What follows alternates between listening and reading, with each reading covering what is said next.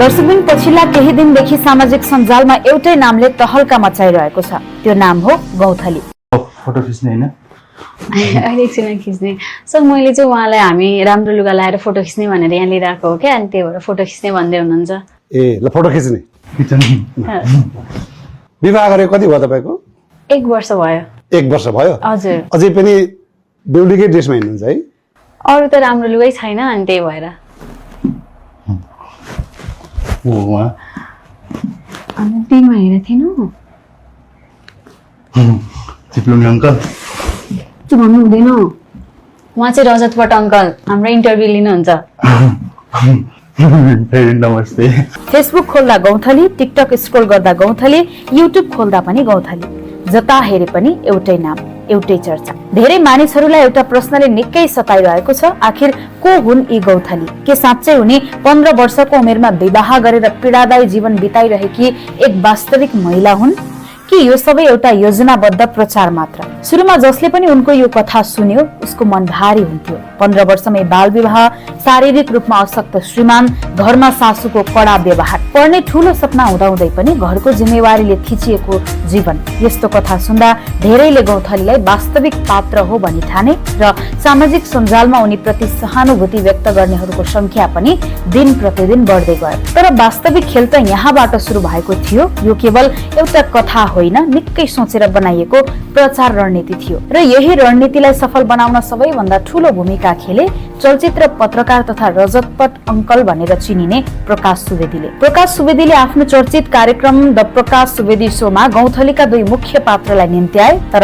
कार्यक्रममा उनीहरू कलाकारका रूपमा नभएर चलचित्र भित्रैका पात्रका रूपमा आए। उनीहरूको हाउभाउ, बोल्ने शैली, अनुहारको भाव सबै यति स्वाभाविक थियो कि हेर्ने अधिकांश दर्शकले उनीहरू साँच्चै वास्तविक जीवनका पात्र हुन् भनेर विश्वास गरे। कुरा यति मात्र होइन, प्रकाश सुवेदी स्वयंले पनि अभिनय गरे। हुन त उनी अभिनयमा पनि माहिरै छन्। उनले पहिल्यै पनि साथी भन्ने नेपाली चलचित्रमा अभिनय गरिसकेका छन्। उनले कार्यक्रम सञ्चालन गर्ने पत्रकार होइन, वास्तविक घटनाको खोजी गरिरहेको व्यक्ति बनेर प्रश्न सोधे। उनका प्रश्न, अनुहारको भाव, बोल्ने तरिका र देखाएको आश्चर्य सबै यति स्वाभाविक थियो कि दर्शकलाई कतै पनि यो अभिनय हो भन्ने आभास नै भएन। वास्तवमा उनले पनि कलाकारसँगै अभिनय गरिरहेका थिए। यही कारण हजारौं दर्शकहरू झुकिए। धेरैले कमेन्टमा यस्तो दुःखद जीवन कसरी सम्भव भयो भनेर लेखे। कसैले उनीहरूलाई सहयोग गर्नुपर्ने कुरा समेत उठाए। कार्यक्रम अगाडि बढ्दै गयो, दर्शकहरू भावुक बन्दै गए। धेरैले यो कुरा वास्तविक महिलाको जीवन कथा हो भन्ने निष्कर्ष निकालिसकेका थिए। तर अचानक कार्यक्रमको बीचमै सबै कुरा बदलियो।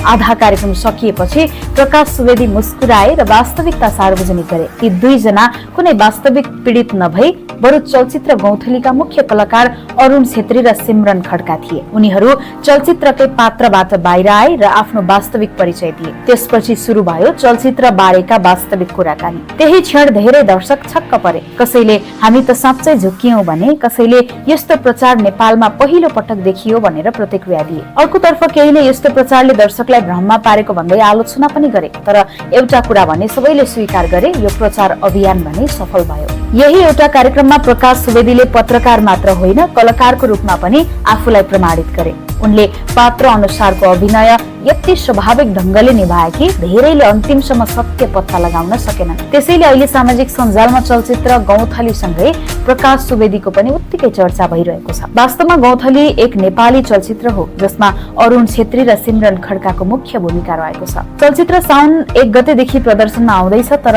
रिलिज हुनु अघि नै यसले पाएको चर्चा हेर्दा एउटा कुरा स्पष्ट हुन्छ, फरक सोच र फरक प्रचार शैली अपनाउने हो भने दर्शकको ध्यान सजिलै तान्न सकिन्छ। अब हेर्न बाँकी छ प्रचारमा जस्तै चलचित्रले पनि दर्शकको मन जित्न सफल हुन्छ कि हुँदैन। त्यो भने साउन 1 गतेपछि मात्रै थाहा हुनेछ। तपाईलाई यो प्रचार शैली कस्तो लाग्यो? प्रकाश सुवेदीले दर्शकलाई झुक्काउनु सही थियो कि थिएन? आफ्नो विचार कमेन्टमा अवश्य लेख्नुहोला। भिडियो मन परेको भए लाइक, शेयर र च्यानल सब्स्क्राइब गर्न नबिर्सिनुहोला।